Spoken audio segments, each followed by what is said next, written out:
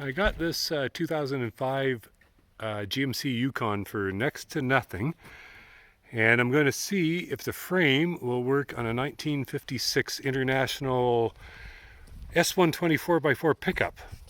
It's the same wheelbase, and I did some initial measurements, and I think it will work. So we'll give it a try. I think we've got everything disconnected on the truck here, and we're just about to try lifting it with this Massey 135. I think it will be a challenge.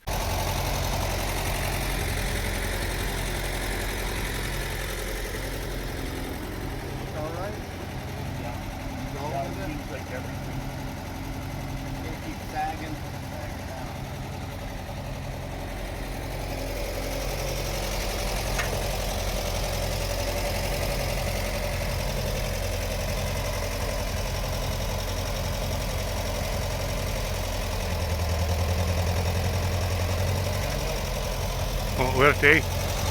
Let me see if there's anything still on the frame. It seems like it's lifting in back here. Yeah. Well, it's coming. Oh, just a second. There's something. There, you're free.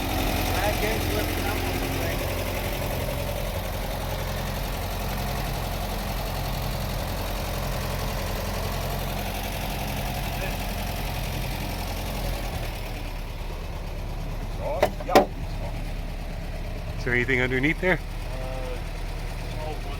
Watch out, she's sagging there, so don't get your hand in between anything. It's going to be a problem, Wayne. Yeah. Because the back end's lifting up. I'm on a slant. As soon as I try lifting it, it's going to roll ahead. So we're going to have to get on flat ground. Yeah, you bet. Okay, this is about take 3. We had it right lifted up, but there wasn't quite enough weight on the tractor. So we've added more stuff to the back of the tractor. And hopefully that will keep it from working, or keep it from tipping over. So the plan is to lift it up and then roll the frame up against that log, and then we can set the body down. Oh, sorry I couldn't film the body coming off. Too busy with stuff. Needed all 3 of us to do that. But there, you can see the body taken off. It's going to become storage. There's that redneck setup for counterweight. The old Massey did good. Well, I got the frame back home and pressure washed it. And it is rusty, but I think it's all just surface rust. I'm going to go over it with a fine-tooth comb and make sure there's no bad spots on it. A couple of things I've noticed already. I'm going to have to cut these body mounts off because it makes it too wide. The radiator is also too wide to fit in there, but a little bit of research, I think a Camaro radiator, that 2010, 2011, might work. They had the tanks on the top and the bottom, and it worked with the LS engine, so that might be good. Wheelbase is pretty much the same. Tough to see on here, but that's kind of lined up there. And then in back, we're basically lined up too. Maybe just an inch longer is what the stats said too. This is supposed to be 116 and that's 115. So it might just work. What I'm going to do next is try to put that box on here. We'll have to space it up a little bit to make it work, but just get an idea for width. Well, I've got the bed sitting on the Yukon frame, and as you can see, it's sitting a little bit farther forward and a little bit too high. And the reason for that is you can see the cab mount in there. Those are the ones I'm going to have to cut off. Once I cut that off, it'll be able to sit farther back and line up with that wheel opening.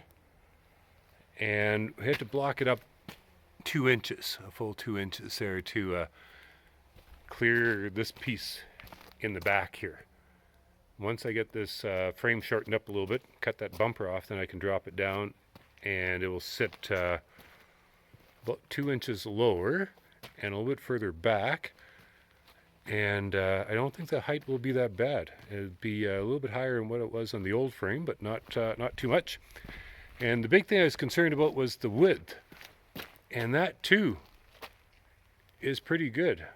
As you can see, that's the one side. And this fender's kind of bent up. I got to do some straightening on it, but the front corner I think is where it should be. Once I get the back pulled out and straightened, I think it'll be pretty good as well. So they'll still fit inside the fender. The tires will fit inside the fender, and I think that that might work. So that's encouraging. I think this is a good start to the project. Just to show you the trucking behind here with the box off. You can see that there's still some paint on the cab. This was a 3/4 ton S120, so it's got a pretty heavy-duty differential in the back. Huge spring packs. They're full floating rear axles. The frame itself back here doesn't look that terribly bad. So anyway, maybe that's it for this time around. Oh, as you can see, I got to do some repairs on that fender. So I'll be another time I'll do that. Hopefully I'll get that cab moved over pretty soon. Thanks for watching.